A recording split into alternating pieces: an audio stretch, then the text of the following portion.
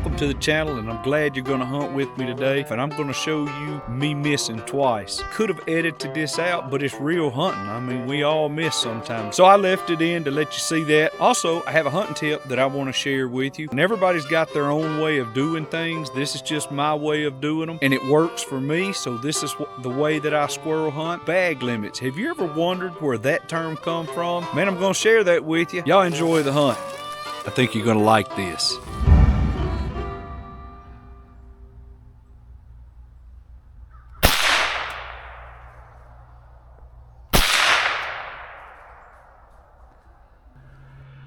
If I can't hit them that close, I ain't going to be able to hit them.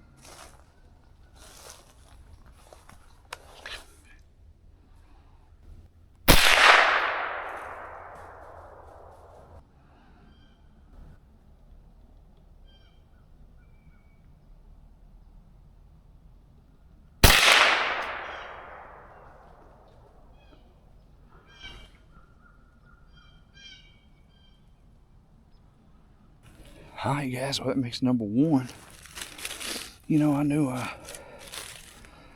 I pulled that. If you can see right there, hit him right there. He was hanging from that tree. And there was a limb right here, so I'd moved up a little. I knew that wasn't going to be the perfect shot. Look, it didn't even come all the way through. That's how to be good. Well, that's number one.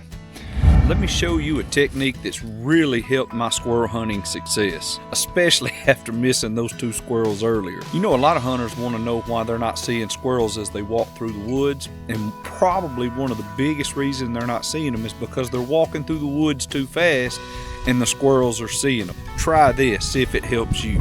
Every 20 to 30 yards as you're walking through the woods, stop and just lean over against a tree.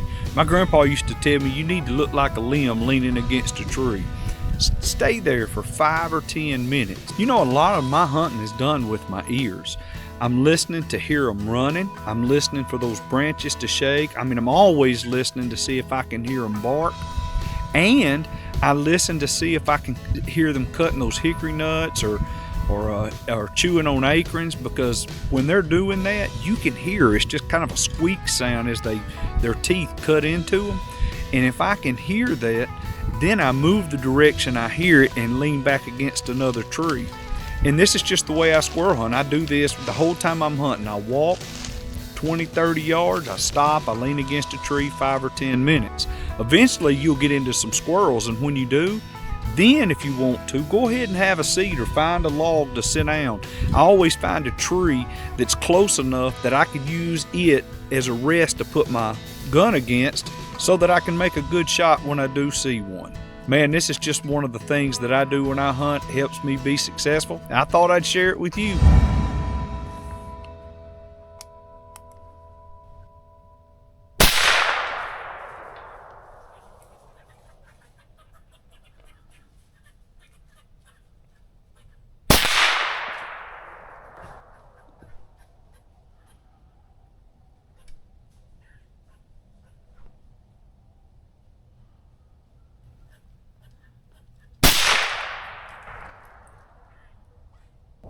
You remember me telling you when you find them, you're in them? Man, at one time I could see 5 squirrels. Guess what? 1, 2, 3. I got 3 of them. Hit 2 of them in the head. One of them I hit a little bit low and I had to make another shot on. But that makes 4. You see how fast that goes? I mean, when you find them, that's why I keep moving forward and stopping. Keep moving forward and stopping, because when you finally get in them and you see where they're at and what they're doing, you can ease up, and then you can kind of sit down or get against a tree or sit on a log so that you can get a good rest and make good shots on them. There was another one that come right down over top of my head, and I was scared to move, and I'm glad I didn't. I think I made the right decision.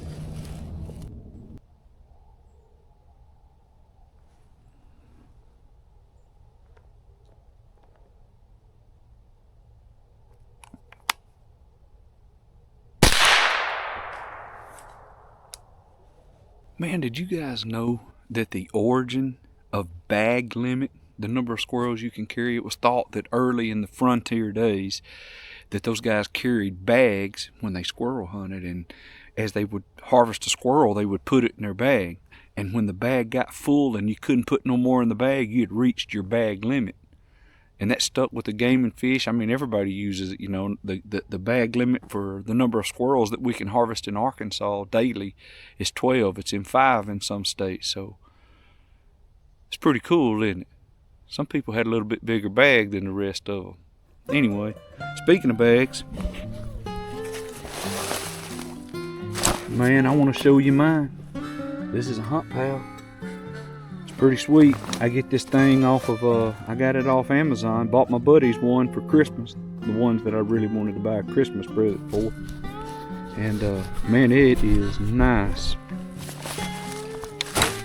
It's got pockets in the front. You can see it's made out of good material. The pockets in the front are good. I did have somebody comment saying that they wouldn't use Velcro.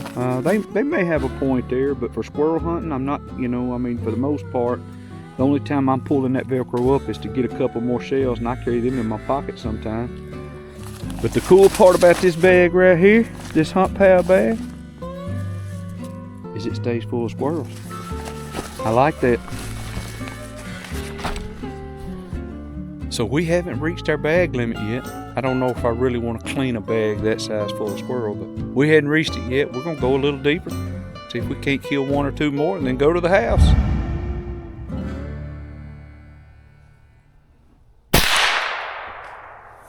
Guys, I had to weave that one through.